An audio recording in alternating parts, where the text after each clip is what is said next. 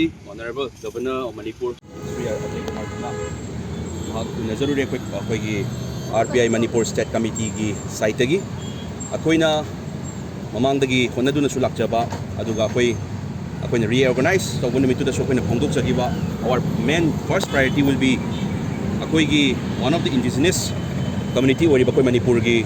Meitei na scheduled tribe changadabni haibagi agenda da mainly taksingre oina Honorable Governor gi changjabani maramdi state government dai recommend tawba ma yaw daba yadabani na somda central gi process mayam do state government gi recommend gi matung na tawgadabani. Honorable Governor na kanna hona biraga angtang asengba achungba sidi khangbiraga akoi Meitei na ST chanba maramdi ST restore tawbani sidi akoi di hanadagi tribes oina leirabani government of India under British ki matamda 1908 tasu form by Meitei ethnographic report tasu adum akoi Meitei are primitive hill tribes aduna adum masana izarabani mayekta matang 1921 1931 census ta masana adum akoi gi Meitei are the primitive hill tribes and yaurabani 1951 gi constitution tholakpa matamdadi akoi Meitei se scheduled tribe ki list ta yauraktre ana sigi yaurokta basi na akoi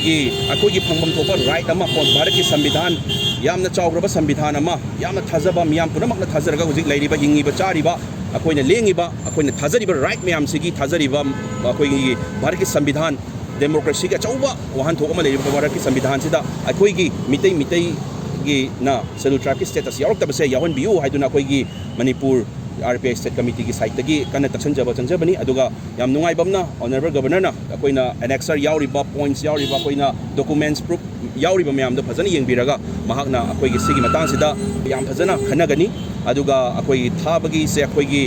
sigi process se mahaksu yamna concern oi yamna serious oi mahak makna haibirei aduga yam kana su akoina pirambe annexer documents mayam se hena su nei nagani aduga akoi Meitei ST chanbagi matang sida mahakna su kanmamong di yengchangani aduga mahaksu sida concern serious oi haibase upirei aduna akoigi RPI committee gi site gi su mahak ki leadership makhada mahakna phajana akoi Manipur da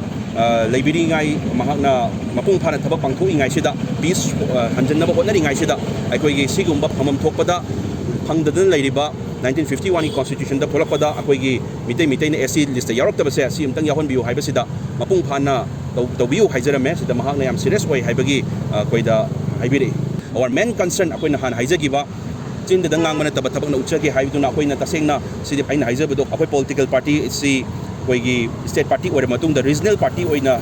thabak tawjagani haibagi pandamda akoina changjabani adu regional party oina tawbasida akoi Manipur gi lehau da phangdribase karino phamam thokpase karino haibase study tawjaraga koi first priority di koi Meitei na ST chanba haibase main priority oina adu da changjabani wahai ani thoktabida main priority main agenda da adu main focus oina ngasi Honorable Governor unajabani.